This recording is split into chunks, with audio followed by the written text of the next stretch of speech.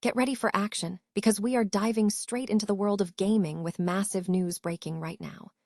We start with Unknown Worlds Entertainment, revealing the massive roadmap for Subnautica 2 early access. We have leaked internal documents and community feedback showing exactly what is coming, including major systems like mining and automation, a farming system, and even co-op functionality. Find out what Unknown Worlds is planning for the launch, and how this delay is actually making the game better for players.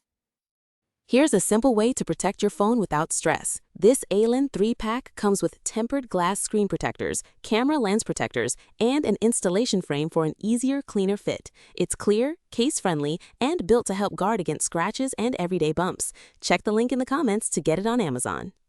Next up, we switch gears completely and head to the NHL, where the intensity is boiling over. We are breaking down Game 4 of the Western Conference second-round playoff action between the Colorado Avalanche and the Minnesota Wild. We'll analyze the pressure on Nathan MacKinnon and the defensive battle for Jesper Wallstedt as the Wild fight to tie up the series against the Avalanche. Now for something truly unique and provocative. We're looking at the bizarre protest art popping up at the DC War Memorial. Secret Handshake has installed 3 functional arcade games satirizing the Trump administration's war with Iran.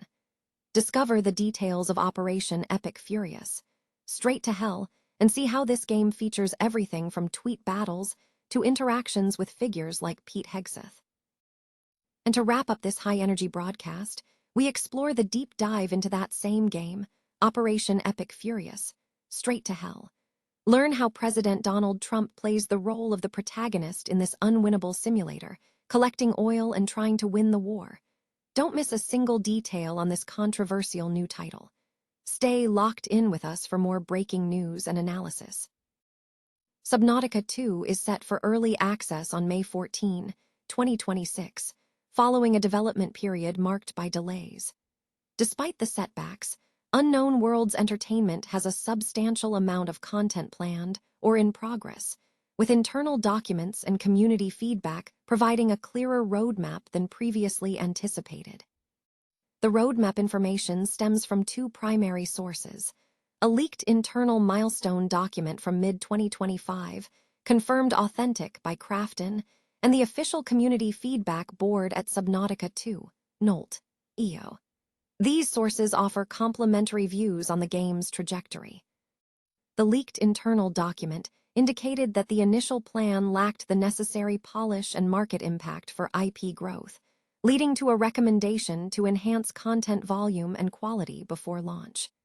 This adjustment caused the delay, but suggests the early access release will feature more content than initially scoped.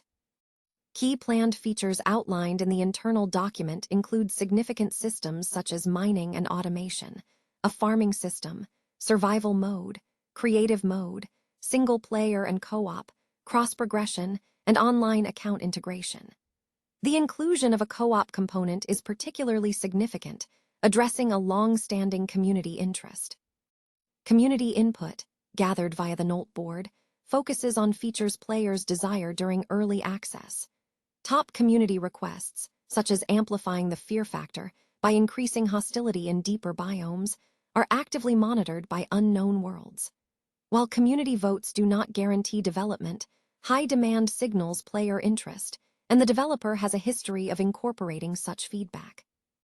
Analysts caution that the leaked document should not be treated as a definitive release checklist. Features may have been moved to the full launch, cut, or rescheduled. The overall picture suggests the early access period will function as a multi-year build toward a full one release, which is projected to include 10 story chapters. The launch window is expected to feature a portion of this story content, 2 distinct regions, a core set of tools and equipment, and foundational systems like survival and co-op. Ultimately, the development delay appears beneficial, as the push for increased polish resulted in a more complete experience for the early access launch in May 2026. Further guides are available covering system requirements, pricing, and co-op details.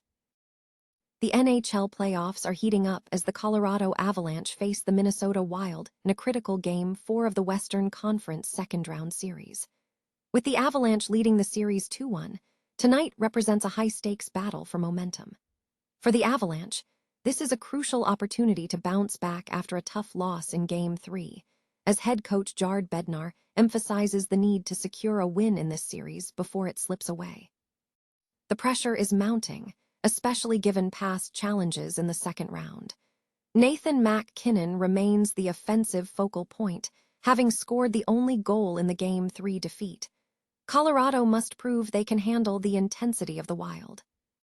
The Minnesota Wild, meanwhile, are in a must-win situation, aiming to level the series after taking Game 3 with a decisive 5-1 victory.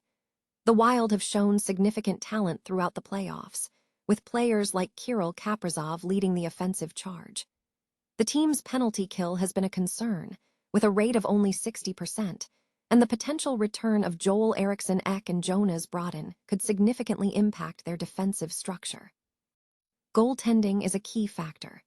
Jesper Wallstedt delivered a stellar 35-save performance in Game 3, and he is expected to start for the Wild in Game 4, looking to replicate that success. For Colorado, the starting goaltender decision is uncertain. Scott Wedgwood is projected to start despite recent struggles, with Mackenzie Blackwood as the backup option. Both teams are expected to play desperate, high-intensity hockey. The outcome of this swing game hinges significantly on lineup decisions, particularly the availability of key injured players on both rosters. Analysts predict the Minnesota Wild will manage to tie up the series, with a projected Wild victory by a score of 4-3. Goal scorer predictions point to Martin Necas for Colorado and Kirill Kaprizov for the Wild. Visitors to the District of Columbia War Memorial are encountering a new installation of protest art featuring 3 functional arcade games satirizing President Donald Trump's conflict with Iran. These 1980s-style games are the latest work from Secret Handshake, the anonymous activist group responsible for the golden statue of Trump and Jeffrey Epstein near the Capitol. This installation focuses on the Iran war rather than the administration's handling of the Epstein files. The featured game, titled Operation Epic Furious, Straight to Hell, references Operation Epic Fury and the Strait of Hormuz. The game incorporates elements like tweet battles against Iranian schoolgirls, low-flow shower heads, and references to DEI and the Pope, with the only way to lose being to hold Melania's hand. Users can engage with the Trump character, choosing between options like order a Diet Coke or invade Iran, which leads to interactions with caricatures of Defense Secretary Pete Hegseth and FBI Director Kash Patel. The game is also available online.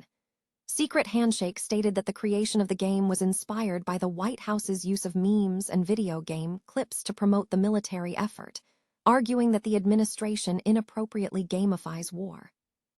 A plaque next to the games reads, "The Trump administration knows that the best way to sell combat is by making it a video game. That's why they've been pumping out the sickest Iran war video game hype reels. But why stop at clips when you could go full throttle?"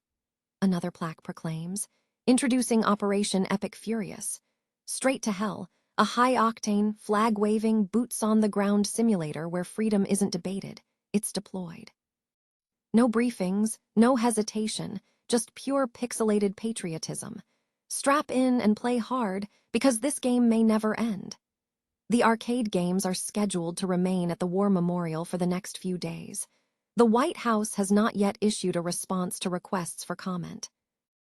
A new, controversial video game titled Operation Epic Furious, Straight to Hell has emerged, centering on a fictionalized depiction of President Donald Trump's war in Iran.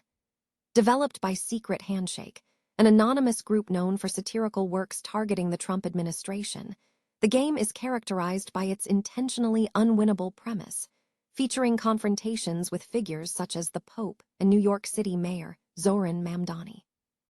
The game is being promoted through the installation of 3 functional arcade cabinets at the Washington, D.C. War Memorial, where it will remain for several days. A plaque near the installation features a provocative statement suggesting the Trump administration views combat as a marketable product, evidenced by the game's hype reels. Operation Epic Furious, Straight to Hell is described as a high-octane, simulator-style game reminiscent of classic role-playing titles like Chrono Trigger.